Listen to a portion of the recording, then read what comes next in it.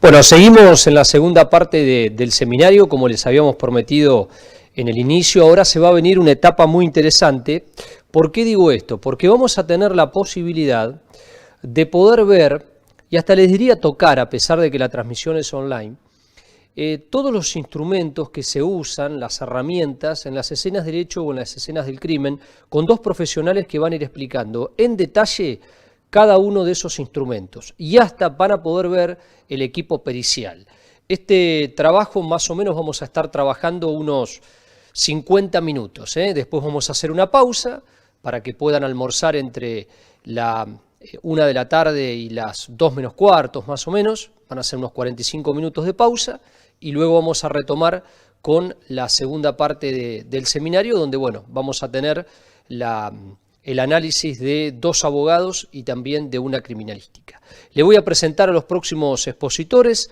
El magíster Diego Álvarez es magíster en criminalística, egresado de la Universidad Europea del Atlántico, licenciado en criminalística y perito en documentología, egresado del Instituto Universitario de la Policía Federal Argentina.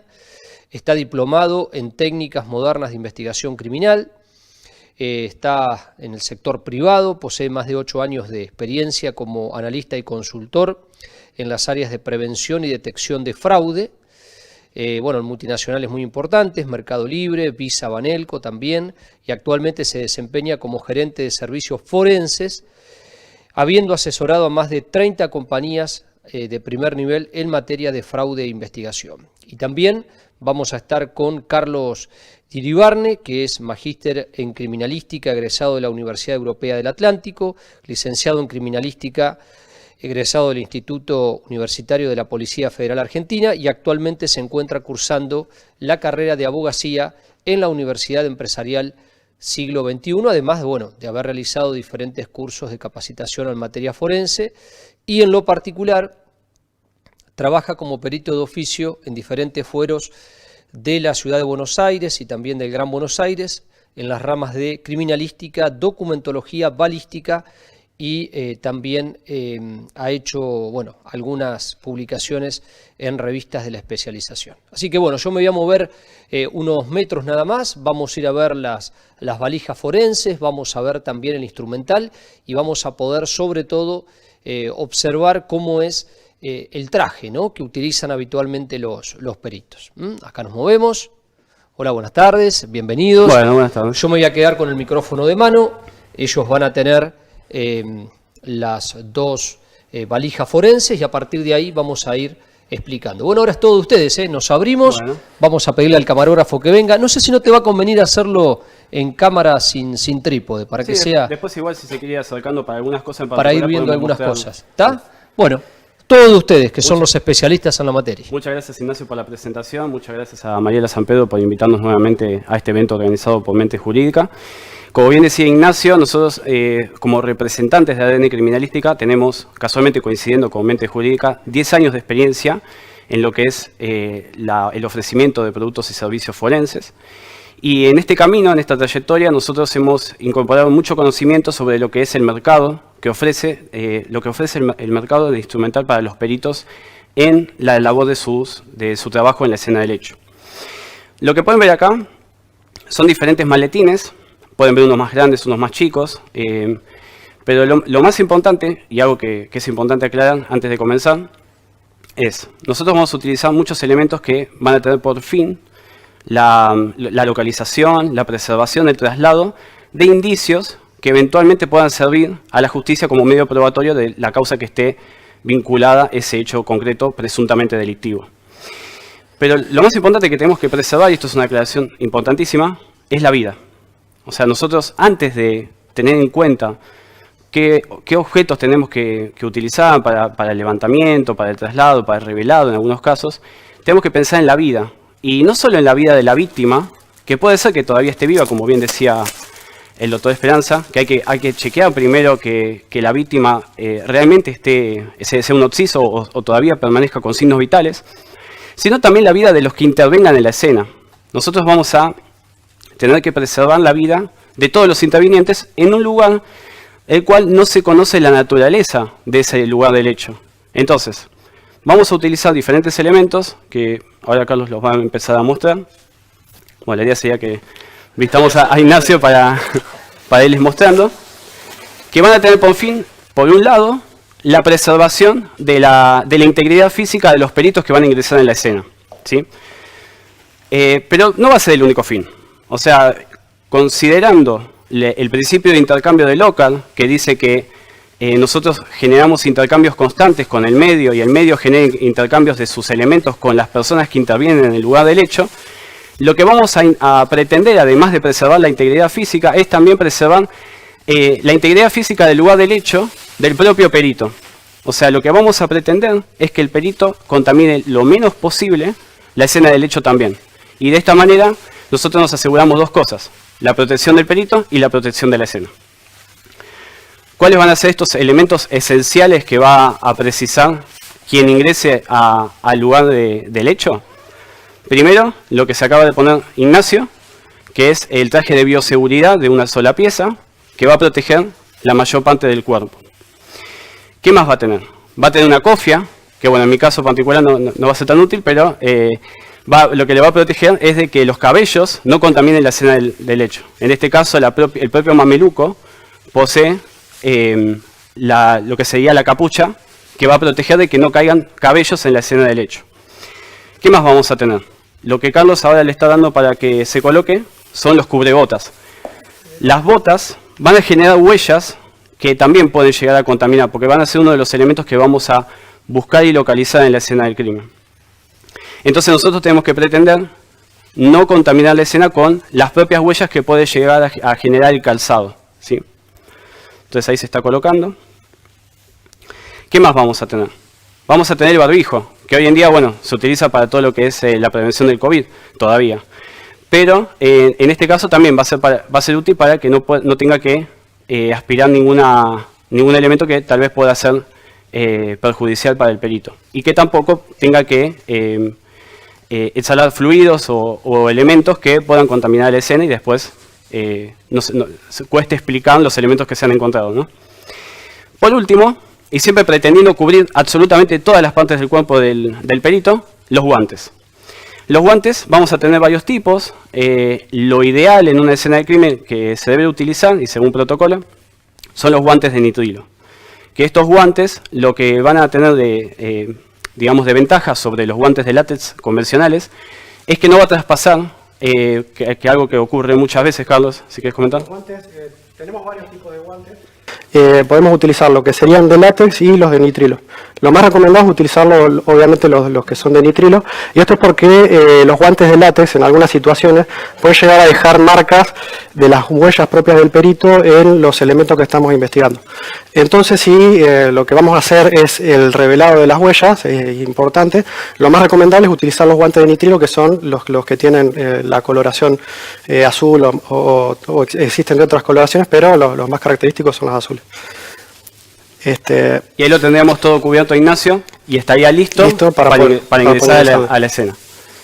Bueno, otra cosa de las que tenemos que tener en cuenta es que la intervención, el relevamiento de la escena del crimen sucede una sola vez. O sea, es un momento único en el cual debe ser llevado las mejores prácticas posibles, dado que no se va a poder repetir. Es un momento irrepetible que debe ser llevado a cabo de manera lo más cuidadosa posible. Entonces, volviendo al tema de los maletines, vamos a tener peritos que van a ingresar en la escena de diferentes especialidades, ¿no? Vamos a tener el perito fotógrafo, vamos a tener el perito planimétrico, balístico, el de rastros, diferentes especialidades. Un maletín que nosotros consideramos completo, que es el más grande, y acá no sé si querés ir enfocando al maletín. Este lo consideramos completo no por el hecho de que tenga todas las cosas, sino por el hecho de que va a tener los elementos básicos que un criminalista va a precisar en cualquier escena. O sea, como nosotros desconocemos la naturaleza de la escena, vamos a tener que ir con algunos elementos que seguramente no vamos a utilizar, pero van a ser comunes para la mayoría de las escenas, ¿sí? Eso es una de las cosas que tenemos que tener en cuenta, es, como dijo Diego, que la escena es irrepetible.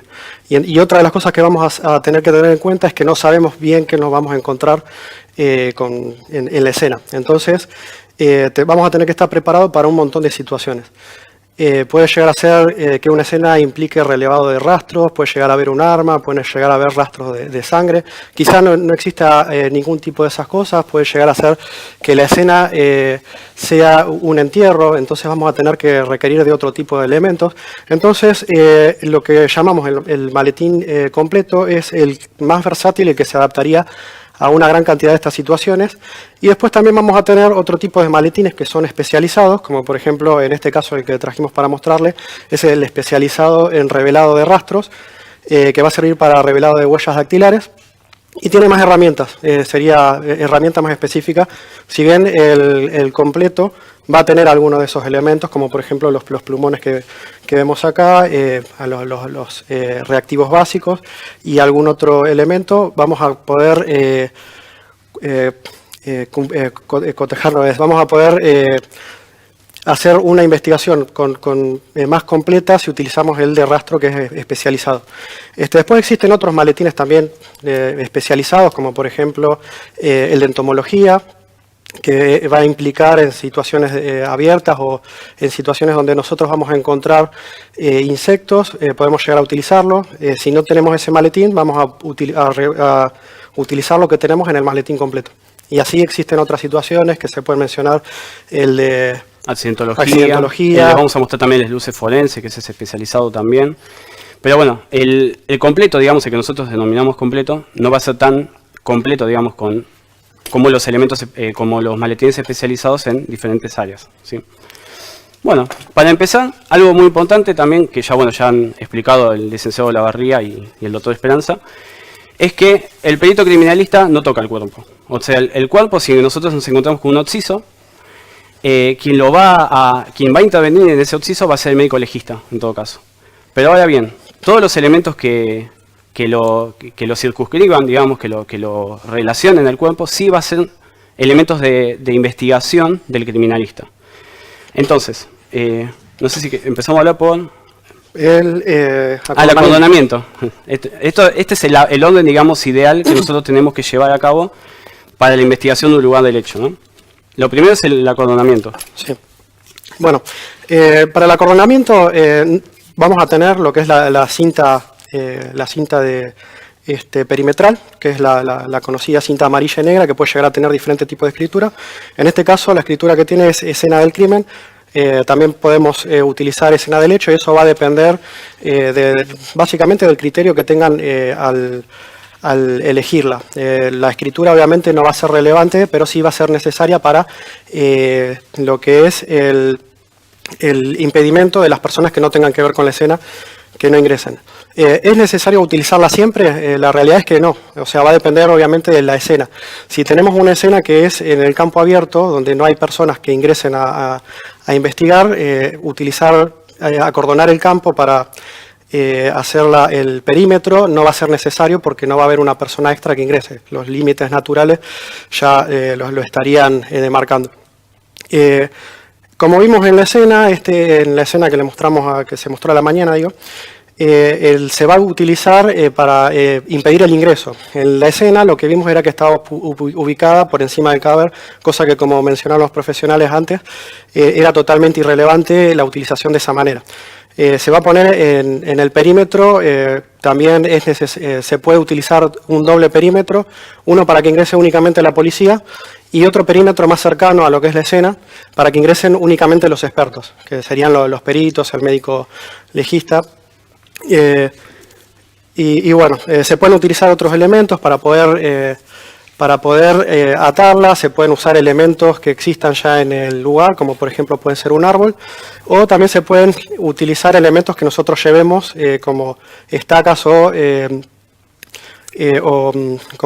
los conos, para poder delimitar dependiendo del lugar. Eso va a depender también de la escena. Tenemos que tener el criterio de cómo se va a utilizar esos elementos. Bueno, este ya lo mencionamos. Después, para otra herramienta importante que sería es el portabloc. El portabloc quizá parezca que no es importante, pero es un elemento muy útil al tema de la escritura, no solamente porque nos va a permitir en cualquier momento tomar nota en lo que sería la escena que se mostró, El elemento que utilizaron era un cuaderno que no es una cuestión, no tiene una superficie rígida para poder escribir, y con la superficie rígida lo que vamos a poder hacer es hacer una escritura mejor, hacer el croquis como corresponde, y además tener otros elementos que nos van a ser útiles para la escena. También otra de las cosas que nosotros sugerimos tener es formularios pre-realizados que van a ser completados. En el que tenemos acá es el formulario del primer respondiente, que es la primera persona que va a tener contacto con la escena, que puede llegar a ser un policía, una persona que no tenga relación con lo que es la investigación de la escena. La primera persona que toma el contacto. Esta primera persona también es importante que nosotros tengamos noción de qué fue lo que vio, qué fue lo que observó.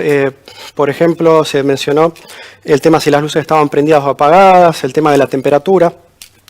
Y el formulario lo que tiene de importante es que todos estos datos están a modo de checklist. Entonces vamos a poner el nombre de la persona, van a estar los datos también de la causa, el lugar de los hechos, el horario en el que la persona entró, el horario en el que la persona está llenando el formulario. Otros elementos como por ejemplo, bueno, si están relacionados vehículos, qué tipo de vehículos. También si se investigan personas, si vio presencia de armas. También cuestiones climáticas que pueden ser importantes si es una escena abierta, o la temperatura también en las escenas cerradas. Todo esto se le entrega al primer respondiente para que lo llene en el mismo lugar del hecho, porque quizá tenga una información que pueda llegar a ser útil a posterior, y que después si se la preguntamos por el mismo tema del paso del tiempo, quizá no la recuerde. Entonces lo importante es que lo haga en el momento. Sí, eso es muy frecuente también cuando un testigo testifica los primeros días del hecho o pasado muy poco tiempo de ocurrido el hecho, que da mucho detalle, que tiene mucha información, y 5 años después, cuando son citados en el juicio, que quieren que vuelvan a contar cuál era su testimonio, muchas de esas cosas se perdieron. Entonces, ese primer momento es crucial para que se pueda capturar esa información que está bien fresca en esa situación. Volviendo a lo que es la escena del crimen, como les decía, tenemos elementos que vamos a encontrar alrededor del occiso, ¿no? Podemos encontrar, y siempre considerando que puede ser un hecho presuntamente delictivo y violento, ¿no? Podemos encontrar sangre, podemos encontrar vainas y proyectiles, podemos encontrar otros tipos de fluidos, aparente semen, podemos encontrar un montón de objetos. Esos objetos los vamos a encontrar de manera visible a nuestro ojo humano, ¿sí? A nuestro ojo desnudo. Los elementos que nosotros encontremos a ojo desnudo y que consideremos que podrían ser relevantes para la investigación eventualmente y que podrían ser convertidos a prueba, primero los vamos a señalizar. ¿Y cómo los vamos a señalizar? Utilizando estos enumeradores o señaladores alfanuméricos, que como bien comentaba el licenciado Lavarría, normalmente, por lo general, los peritos lo que utilizan es las letras para las habitaciones, la A, por ejemplo, la A, B, C, D, si tiene muchas habitaciones el lugar del hecho, y los números para enumerar justamente los elementos de esa habitación en particular. Entonces, vamos a tener, por ejemplo, A5, que sabemos que el A5 es sangre alrededor del cuerpo, por ejemplo. Esa va a ser la manera, no es la manera que uno debería, o sea, uno puede elegir otras maneras, puede elegir el número para la habitación, o sea, no es necesario que tome ese protocolo, pero es la que más comúnmente se utiliza. Sí, es importante que estén descritos en las actas cómo vamos a tomar el criterio de utilizar la numeración alfanumérica. Exacto. Una vez... tenemos... vamos a comentar los tipos también. Los tipos. Tenemos varios tipos de lo que serían los señaladores. Algunos son los que tienen fijos. Tenemos escala patrón métrico en la parte inferior. También tenemos de otros colores. Y uno de los que hemos desarrollado sería el testigo métrico, perdón, el señalador que es borrable. Algunas de las situaciones o las cuestiones que nos han consultado siempre nos piden señaladores que tengan de la A a la Z y obviamente de números amplios que llegan hasta el número 70, por ejemplo. Y esto lo que hace es que en el maletín ocupen mucho espacio, obviamente señalar cada uno es una función importante, pero ¿qué es lo que pasa si tenemos más cantidad de indicios de los que nosotros podemos tener, de los números que podemos llegar a tener? Bueno, con estos señaladores lo que va a pasar es que nosotros mismos en la misma escena podemos realizar una escritura, como por ejemplo C2 o A1, esto después lo borramos y se puede realizar la escritura para marcar otro sector en otro lugar. También se le pueden agregar obviamente escrituras que puedan llegar a utilizarse para una posterior individualización, como por ejemplo la dirección, se puede incluir la firma de los testigos si fuese necesario, o todos otros elementos que sean necesarios o que el perito en el momento tenga el criterio de utilizar.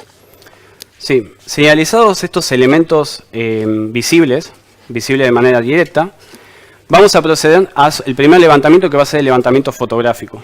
Nosotros tenemos que tomar registro de absolutamente todos estos elementos, porque no todos ellos nos los vamos a poder llevar al laboratorio. Ejemplos de estos son, por ejemplo, sangre que encontremos en el piso, o no sé, huellas que encontremos en la pared. No vamos a llevar el pedazo de pared. Entonces lo que vamos a hacer es, primero, un levantamiento fotográfico de todos estos elementos que vamos hallando. Ahora bien, ¿qué pasa con aquellos elementos que no son visibles? O sea, nosotros tenemos elementos que son visibles, pero podemos encontrar elementos que debemos utilizar alguna técnica, alguna sustancia o algún reactivo que reaccione ante este elemento y lo vuelva visible para que nosotros lo podamos levantar fotográficamente. Bueno, en este caso vamos a tener en el maletín completo y también en los maletines especializados reactivos y sustancias que van a tener este fin, ¿no? Por ejemplo, si nosotros encontramos un occiso en un baño, aparentemente fue víctima de una herida de arma blanca y el arma blanca está ahí, pero no encontramos sangre, es muy probable que esa sangre haya sido limpiada, tengamos la sospecha de eso. Entonces, para ese fin, vamos a tener un reactivo, que es el luminoblustar, por ejemplo, que va a reaccionar con las peroxidasas de la sangre y va a revelar, con una coloración particular, si encuentra esos elementos que están en la sangre, y bueno, y en otros elementos en la naturaleza, pero que va a ser menos frecuente, ¿no? Menos posible su presencia. ¿Qué más vamos a tener? Podemos tener la sospecha de que estamos ante, por ejemplo, podemos encontrar polvo y creemos que no es polvo de tiza, sino que es cocaína, por ejemplo.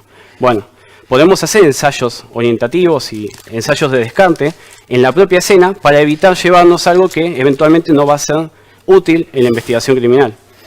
Como por ejemplo son los reactivos de test de droga. Nosotros podemos hacer esta reacción y en la misma escena determinar si esos elementos son droga o no y llevándolas y trasladarlas al laboratorio y hacer todas las pericias correspondientes a esos elementos en particular.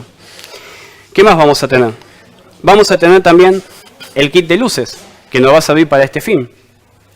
El kit de luces forenses lo que va a tener son diferentes longitudes de onda, que lo que van a hacer es brindarnos más información, contaminando lo menos posible la escena, que siempre es algo que el perito tiene que tener en consideración.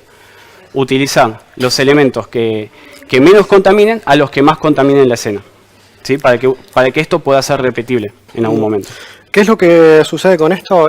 Nosotros acá podemos observar con la iluminación normal, pero también puede llegar a ver que hay algunos elementos que con la iluminación blanca, la que utilizamos constantemente, hay algunos elementos que no se observen o que no se visualicen porque reaccionan igual que el entorno. Entonces, para estas situaciones, valiéndonos de diferentes tipos de iluminaciones que tienen diferentes longitudes de onda, podemos llegar a realizar una iluminación de la escena con estas linternas para observar si hay algún elemento que no se está viendo. Como por ejemplo, bueno, en el caso del azul se puede utilizar para hacer resaltar lo que serían los dientes o pequeños huesos. También podemos utilizarlo en documentos. Hay algunos, bueno, el azul lo que hace es resaltar el amarillo y reducir la visualización del azul. No sé si se va a poder observar acá con la cámara. Tenemos en esta cinta, hay una impresión que sería amarillo que prácticamente no se observa a simple vista con la luz blanca. Esto porque el amarillo y el blanco se visualizan de manera similar. Pero si lo iluminamos con la luz azul, lo que empezamos a ver es se resalta lo que es el amarillo. No sé si se alcanza a observar en la imagen. Sí, acá en estos casos es muy probable que se tenga que utilizar filtros también para que se pueda visualizar correctamente y se pueda, tanto para lo que es fotografía como para lo que es video, ¿no? Pero bueno, en el caso de esta línea azul la vamos a observar de un color similar al blanco. Ven que no vamos a notar diferencia. Bueno, y este efecto lo podemos observar en la escena haciendo la observación sin afectarla porque la iluminación con la luz no la afecta. En el caso del rojo tenemos acá otro ejemplo, una impresión verde y una impresión roja. Iluminando con la impresión roja, lo que va a hacer es desaparecer o ocultarse lo que es la impresión roja. A ver si se alcanza a ver. Se resalta la impresión que no es roja, son efectos ópticos. Y después, bueno, también lo podemos utilizar para realizar la fluorescencia o reacciones en los otros productos que nosotros vamos a tener a disposición, como por ejemplo los que están dentro del maletín. Sí, lo que sería el maletín de luces forenses va a contar, por supuesto, con lo que es luz UV, por ejemplo, que lo que nos va a permitir es no solo revelar las cosas que son fluorescentes, sino también todo lo que sería evidencia biológica que reacciona a este tipo de iluminación, como puede ser el semen. El semen, por la presencia de flavonas, va a reaccionar en una coloración intensa. Entonces nosotros, cuando sospechemos de que tengamos un líquido simil blanco, que sospechemos de que pueda ser semen, nosotros podemos hacer con la meramente utilizando la luz UV, levantar nuestra sospecha de que se trate de semen porque va a reaccionar con esa luz. Y nosotros trasladarlo al laboratorio y confirmar en el laboratorio que efectivamente se trataba de eso. ¿Qué más vamos a tener? Bueno, pensando en otro tipo de evidencia no visible, tenemos las huellas.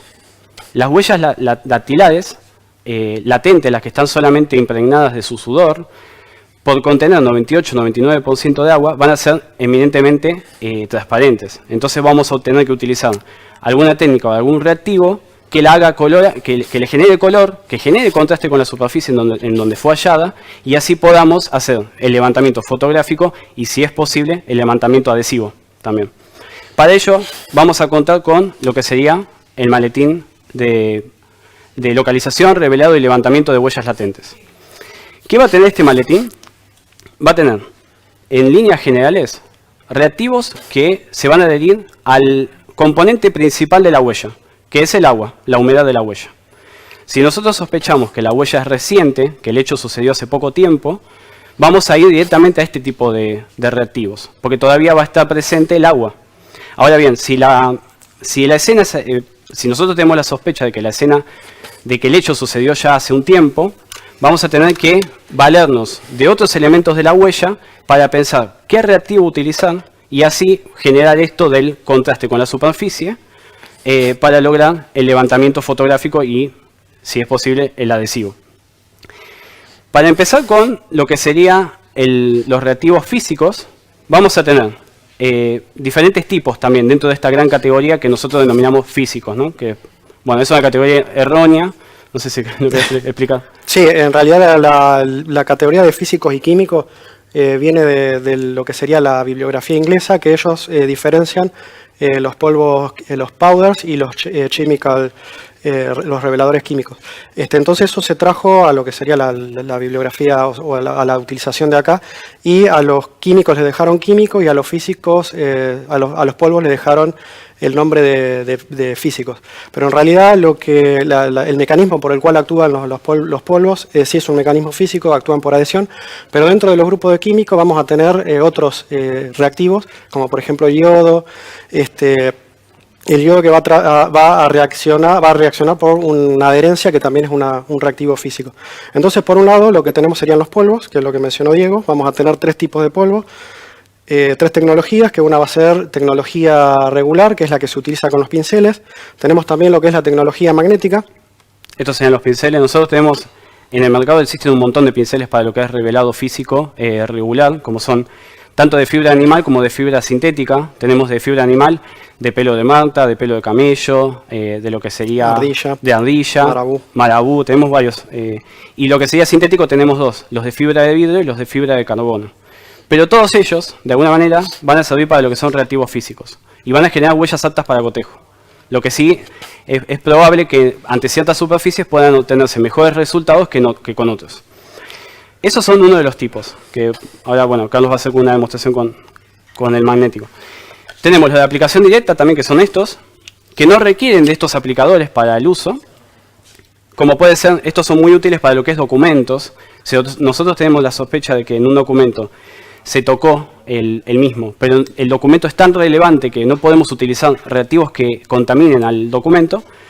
Podemos utilizar estos reactivos que lo que van a hacer es, van a revelar la huella y después con uno de estos pinceles lo vamos a poder quitar y no va a quedar ningún tipo de rastro de ese reactivo, ¿sí? Pero también tenemos la tecnología magnética, que lo que va a tener van a ser los polvos regulares, pero con hierro en su composición.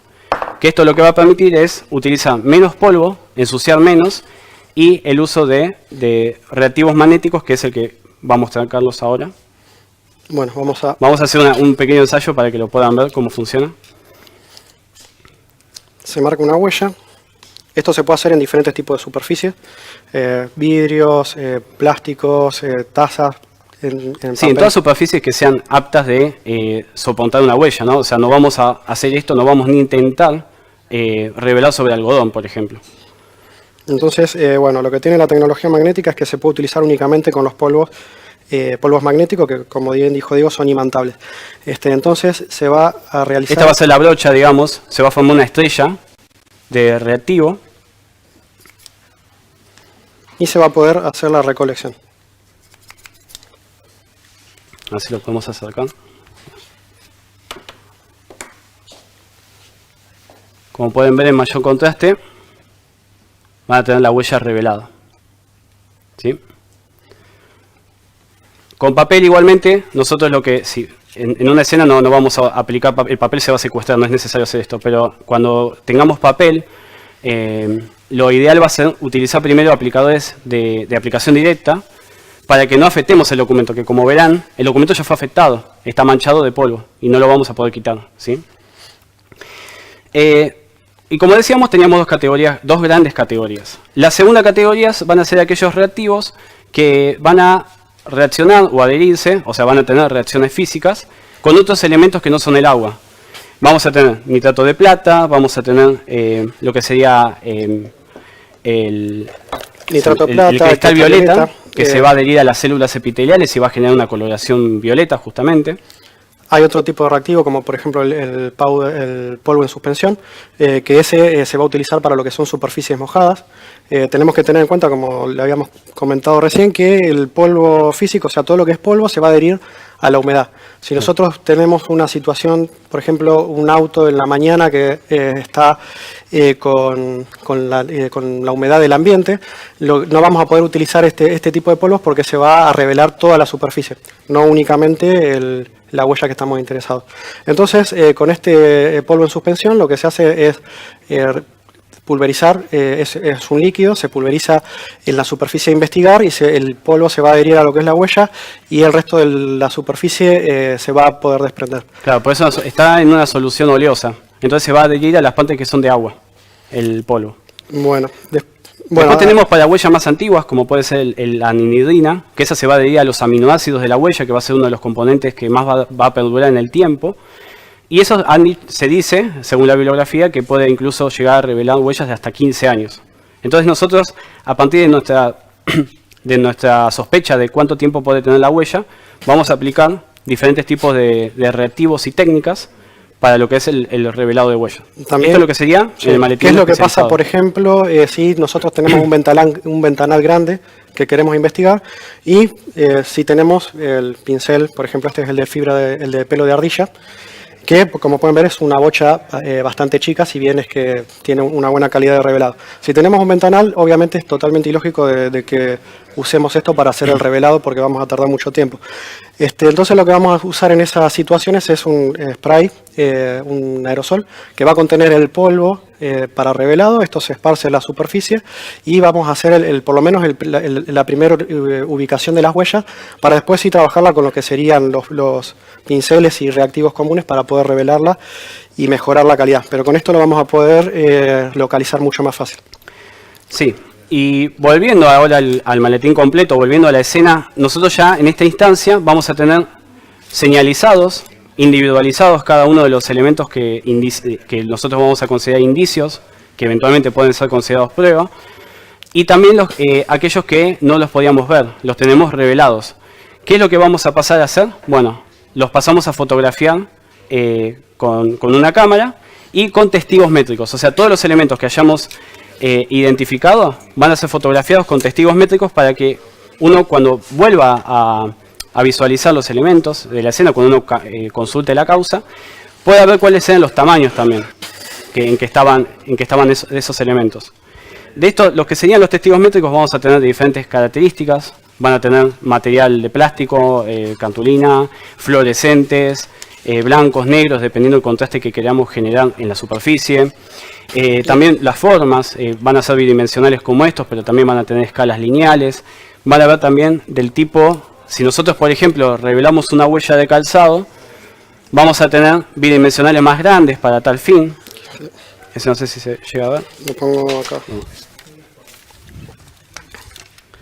Si nosotros, claro, si obtenemos una huella de calzado, tenemos testigos métricos que puedan medir justamente la huella. Y siempre va a ser la fotografía en perpendicular del plano fotográfico, justamente. Bueno, además de esto, de los testigos métricos comunes que pueden venir en diferentes materiales, también vamos a tener la opción de los testigos métricos que son autoadhesivos. En este caso tenemos una plancha con diferentes, no sé si se ve bien, con diferentes modelos. Estos son autoadhesivos, se despegan de la plancha y lo vamos a pegar en la superficie que queremos investigar. Por ejemplo, si tenemos un disparo en la pared, una marca de disparo, si le ponemos uno de estos se va a caer, uno de los comunes se cae. Estos se despegan, lo marcamos lo pegamos cerca de lo que sería la zona que queremos fotografiar y va a quedar adherido a la superficie. También vamos a tener lo que son los testigos métricos magnéticos, que eso van a ser para adherir a superficies metálicas, obviamente, como por ejemplo todo lo que sería la carrocería externa de un auto. Sí. Y también otro de los modelos, que este en realidad no es para la escena, sino sería para lo que es el marcar heridas en el cuerpo. Tenemos este tipo de testigos métricos que también son autoadhesivos. Se despegan dependiendo del tamaño de la herida que querramos señalar y se pueden adherir al cuerpo. Tenemos acá un ejemplo también de cómo se utilizarían. Esto sería para señalizar las heridas, por ejemplo, que tiene el... Como por ejemplo tenemos una herida de lo que sería un orificio de bala o otro tipo de herida. Un arma punzante.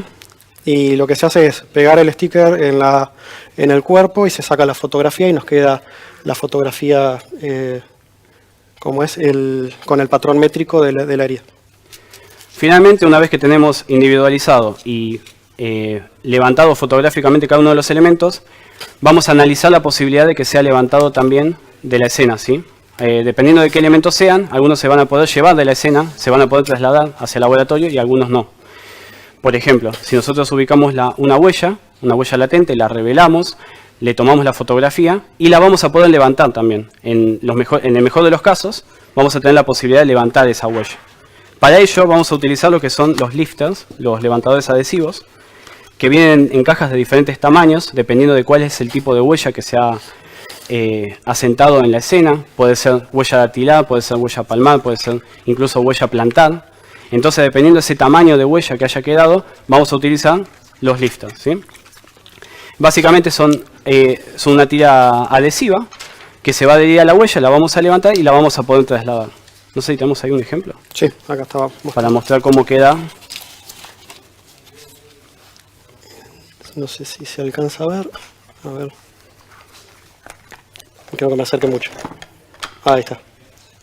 Estos lifters lo que va a hacer es que tiene una superficie transparente en la parte posterior, que es para pegar la huella, y lo vamos a poder utilizar con diferentes tipos de colores. Este es un tamaño más grande, por ejemplo, tamaño palmar, como pueden ver.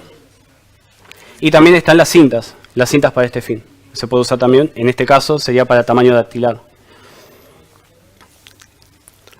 Tenemos ese levantamiento. En el caso de que haya vainas y proyectiles, las vamos a poder también trasladar para el laboratorio. Vamos a poder hacer, en todo caso, al principio, en la propia escena, la verificación de cuál es el tipo de calibre de dicha vaina y proyectil, como si que me querés apuntar acá. Tenemos calibre. Tenemos también incluso para hacer trayectoria balística, lo que sería el láser. El láser nos va a servir para tal fin. Y vamos a tener elementos también, bueno, acá vamos a tener diferentes tipos de recipientes para lo que es traslado no biológico. Tengan en cuenta esto que mencionó la barriga, ¿no? Todo lo que es biológico no va en plástico, va en bolsas de papel en todo caso, que también vamos a estar, bolsa de papel madera, ¿no? Que vamos a tener también, va a estar acompañando el maletín. para el perito criminalista. Tenemos... Pero después todos los que no son, ahí pasamos. Después, todos los que no son biológicos, vamos a tener diferentes recipientes para traslado al laboratorio. Ahora sí. Bueno. Otra cosa que lo mencionamos después, el tema de lo que es la medición de la escena. No, terminemos con las bolsas. Ok. Bueno, el tema de las bolsas, vamos a tener una gran cantidad de elementos que podemos utilizar para lo que sería el embalaje. Una vez que ya tenemos individualizado y que ya sacamos la fotografía, hicimos las mediciones, los pusimos en el acta, hay algunos elementos que los vamos a querer transportar. Para esto tenemos diferentes tipos de bolsas. Hay bolsas que van a ser las más comunes, que vienen sin ningún tipo de inscripción. Estas bolsas también pueden llegar a tener otra función, como por ejemplo envolver las manos de una víctima para preservar lo que sería el ADN que que puede llegar a tener del victimario en las uñas, en el caso que ha sucedido, por ejemplo, en el caso de Ángeles Rawson. La perito, con muy buen criterio, envolvió las manos en una bolsa de este tipo, la ajustó y después se pudo hacer lo que es la investigación en el laboratorio del ADN. También vamos a tener bolsas plásticas. Este tipo de bolsas van a ser, como dijo Diego, para indicios no biológicos.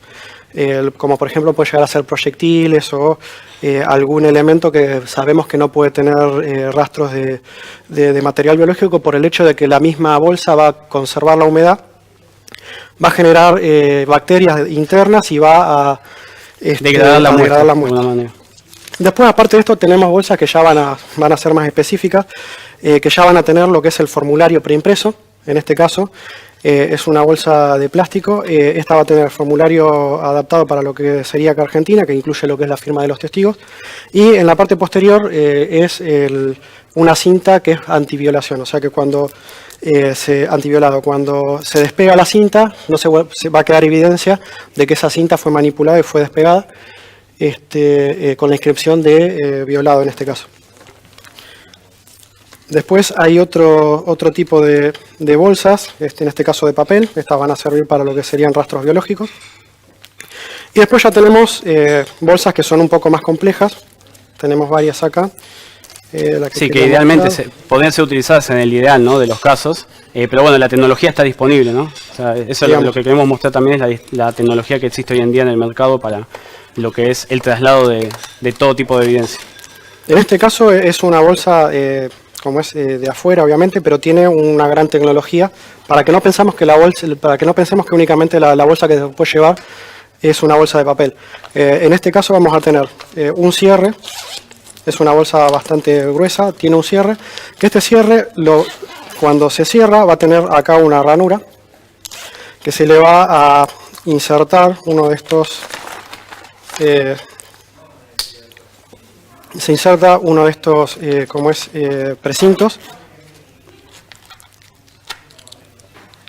Se cierra la bolsa con el precinto y no se va a poder abrir. O sea, entonces de esta manera vamos a preservar lo que sería la evidencia que nosotros pongamos acá. En caso de que se viole, va a quedar evidencia de esa violación de la bolsa. Que esa es la idea final, digamos, de este tipo de bolsas. Los precintos van a tener una numeración única, que eso se va a quedar obviamente en el acta que nosotros le abremos en la cadena de custodia.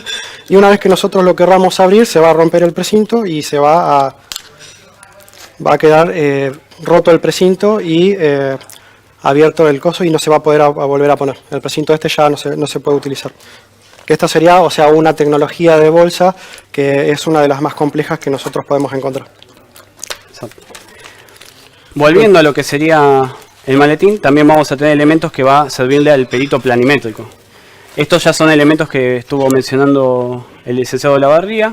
Tenemos elementos de medición, como es medición láser, que esto nos va a permitir para lo que es la medición cuando hagamos el croquis del lugar del hecho, ¿sí?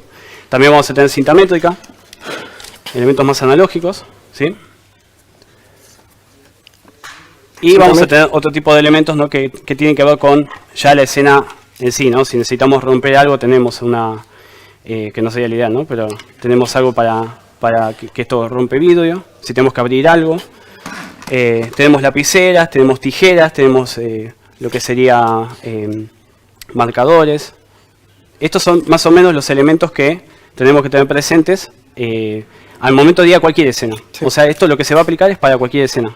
Bueno, y finalizando también, otra de las cosas que nosotros vamos a tener es otro formulario, en este caso es el formulario de cadena de custodia, que va a acompañar en toda la vida de lo que sería la prueba, desde cuando nosotros la recolectamos, que es cuando se va a completar con todos los datos, de la misma manera que hacíamos con el formulario del primer respondiente, se completa para cada evidencia, y en la parte posterior va a tener la información de qué persona estuvo en contacto o fue la responsable y en qué momento de esa evidencia que se recolectó, hasta que llega al laboratorio de investigación. Y eso sería. Una presentación impresionante, ¿eh? De principio a fin. Impresionante. Bueno, lo interesante acá, cómo los pueden contactar, ¿no? Porque nos está siguiendo gente en todo el país y podrían tener la posibilidad de contratar un equipo forense. ¿Cómo trabaja un equipo forense básicamente si hay una investigación criminal y, por ejemplo, se quieren contactar con ustedes? ¿Y cuál es la importancia de trabajar con profesionales? Bueno, como bien decía al principio, la importancia de una buena práctica en la escena de crimen, que va a ser un lugar irrepetible y que no se puede volver a realizar justamente. Lo más importante es, más que nada, evitar algunas consideraciones que es como se mostraba en el video, ¿no? O sea, la contaminación, la falta de uso de guantes, etcétera. Y lo ideal sería esto que estamos mostrando. Todo el equipamiento. Tener un maletín completo, que nosotros consideramos completo, pero que va a servir para el común de las escenas, que va a ser básico para cualquier tipo de escena que nos encontremos. Y lo que tiene que quedar en claro muchas veces, la gente se equivoca, se cree que con el abogado se soluciona todo, pero no. En realidad se necesita la participación, en el caso de ser querella o particular damnificado o hasta defensa, tener la posibilidad de tener peritos de parte. Exacto. Justamente, hace poco tuvimos contacto de un caso que nos pedían interpretar una pericia genética, que obviamente es un caso que tiene su dato de investigación, estaban participando como querella, pero obviamente el conocimiento técnico del abogado no era suficiente para poder interpretar de manera correcta lo que decía la pericia. Entonces, obviamente se contactaron con nosotros, le solicitamos lo que sería la pericia que quería evaluar o que quería ver para poder saber qué paso técnico tenía que continuar con la misma, y le dimos la devolución, obviamente, de la investigación. ¿Cómo sería esto? A ver, lo planteo en términos boxísticos, ¿no? Pugilísticos. ¿Cómo sería esta especie de pelea judicial, de criterios, entre un perito contratado, como en el caso de ustedes, un perito de parte, con un perito oficial o con un perito de parte que viene del otro lado de la investigación? En realidad ahí, obviamente, lo que se hace es observar primero cuál fue la labor que realizaron los peritos. Lo que hace el perito oficial es como si fuese la labor del juez, pero en la parte técnica, porque obviamente no podemos pretender que el juez tenga los conocimientos de todo. Y de la misma manera que si en la parte legal el abogado defensor o el abogado acusador nota que el juez no está realizando la tarea como lo indica la ley, bueno, si el perito de cualquiera de las partes nota que no se siguieron los procedimientos, no se cumplió la cadena de custodia, va a dar su opinión al respecto. Esto obviamente puede llegar a ser tomado o no por el juez, en el caso de que se interprete que esta es una prueba fundamental y el juez no la tomó, se puede recurrir a lo que sería la segunda instancia, si el caso lo permite, y esa sería la labor, es fijarse que los procedimientos técnicos fueron correctamente llevados a cabo. Para que la gente lo entienda, la importancia de poder tener un perito de parte le da la posibilidad al acusado o a la víctima de poder revertir algún tipo de pericia o algún tipo de cuestionamiento que, en la causa genere algún ruido, alguna incomodidad. Claro, sí, es una especie de auditor, de alguna manera. O sea, tiene la ventaja, lo que tiene el perito oficial es la ventaja de haber sido el que pudo hacer llevar a cabo la escena, que no se puede repetir.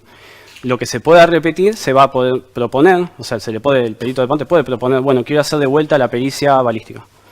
Pero lo cierto es que el perito oficial va a ser el que va a tener la ventaja. Es el primero que lo hizo y el que no lo puede repetir. Entonces lo que va a hacer el perito de parte en todo caso es una especie de auditoría de las labores que llevó a cabo el perito oficial. Otra función importante es presenciar esas situaciones de investigaciones o de estudios irrepetibles. se puede solicitar la parte que ese acto se haga en presencia de un asesor técnico. Sí, sobre todo si no se puede volver a repetir eso. O sea, siempre aclararle al juez, mire que esto es un ensayo destructivo y que se hace una sola vez, así que tenemos que estar todos presentes. Sí. O sea, eso. Y si tuvieran que evaluarlo, a ver, con un término un poco coloquial y cotidiano, si ustedes tuvieran que decir, bueno, vamos a poner en una balanza el peso, ¿qué peso tiene la pericia oficial? ¿Qué peso pueden tener las pericias de parte? Normalmente las pericias oficiales tienen más peso, Okay. porque se supone que va, o sea, es parcial, es imparcial, digamos. Pero bueno, eso va a ser en consideración siempre del juez, que es la interpretación del juez justamente en la causa. Si ve que hay muchas irregularidades de la pericia oficial, va a tener que aceptar los argumentos que tenga la pericia de parte. Perfecto. Y obviamente también va a tener que se tiene en cuenta de cómo lo vas a expresar a eso. Porque el perito oficial, como están realizando una gran cantidad de pericias, y generalmente lo que se hace es un informe más escueto que prácticamente lo que se nombra son el procedimiento y las conclusiones. En cambio, para poder defender tu posición, de la misma manera pasa en lo legal. El que está tratando de defender su posición lo va a argumentar más, va a generar más, va a consultar más bibliografía, o va a fundamentar más lo que quiere probar. Y en esa fundamentación, quizá el juez vea que el perito de parte tenga la razón. Va a depender obviamente del caso y del criterio que tenga el juez. Y para cerrar, por ejemplo, hablemos de costos, ¿no? La gente no sabe, desconoce totalmente esto. ¿Cómo se estipulan los costos de una pericia privada? También va a depender de la complejidad de la pericia. Es muy difícil a veces, porque algo que, como citaba Carlos, el último caso que tuvimos de genético, algo que parecía ser una consulta de un criminalista genérico, que lo que buscaban en la orientación terminó siendo una interpretación de la pericia genética, que era algo que mucho más complejo y que requiere de un conocimiento un poco más concreto, ¿no? Más preciso. E incluso que nosotros tengamos que buscar bibliografía porque el generalista, digamos, no sabe de todo. Entonces tiene que volver a esa bibliografía para poder analizar mejor el caso. Así que va a depender siempre de la complejidad. ¿Y qué impacto tienen, por ejemplo, los reactivos y algunos elementos que ustedes tengan que utilizar? ¿Eso puede acrecentar el costo? Lo que mostramos es lo ideal, digamos. Lo que sería, por ejemplo, maletín concretamente de lo que es reactivos de huellas, por ejemplo, esto tiene todo, absolutamente todo. Ahora bien, ¿es necesario ir con esto a la escena? No. O sea, no necesitamos tener todo. Pero vamos a encontrarnos con algunas situaciones que va a convenir utilizar un reactivo más que otro. Que no quiere decir que uno no pueda ser utilizado. Entonces esto es el ideal. ¿Y siempre va a depender de los costos? Sí, también. Recién Carlos, por ejemplo, mostraba una bolsa que era muy compleja, que tenía mucha tecnología, pero por una cuestión de costo no tiene sentido usarla también. Entonces eso, el costo, hay que valorar un poco el costo-beneficio de estos elementos. Y para cerrar, ¿en Argentina hay equipos periciales privados que trabajan, que pueden asesorar, o es difícil encontrarlos? Bueno, nosotros, por ejemplo, somos, más allá de que nosotros ofrecemos elementos desde que empezamos prácticamente, también ofrecemos asesoramiento y ofrecemos capacitación. Y en las propias capacitaciones lo que tratamos de brindar justamente son la parte práctica, que es lo que necesita el consultor forense privado para tener un poco más de conocimiento y poder justamente boxear en esta pelea con los peritos oficiales que obviamente están más capacitados porque están en el día a día también. Entonces, ¿qué van a necesitar? Los productos que están en contacto, cómo utilizarlos y capacitarse constantemente, pero de manera práctica. Perfecto. Bueno, muchísimas gracias. Muchísimas gracias a los dos.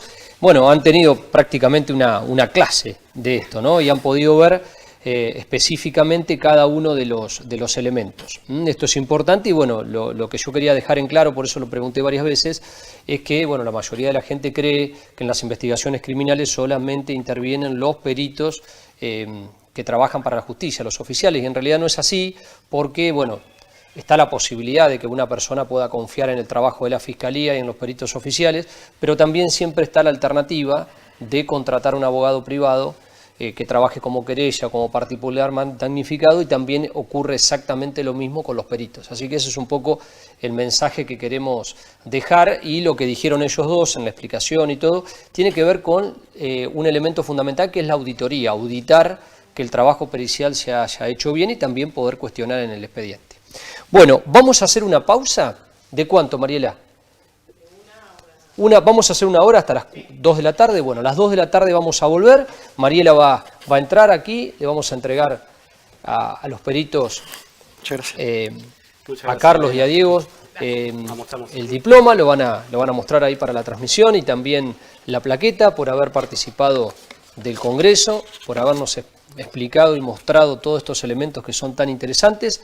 Así que vamos a estar volviendo a las 2 de la tarde, le vamos a dar una pausita para que cada uno pueda almorzar, y ya cuando regresemos en la segunda instancia del Congreso nos vamos a sumergir, vamos a empezar a bucear en lo que tiene que ver con los aspectos legales, lo que tiene que ver con el trabajo específicamente de los abogados, cómo se hizo el proceso, si se investigó o no se investigó. Así que vamos a estar con 2 abogados y también con una criminalista para hacer toda esa evaluación del caso.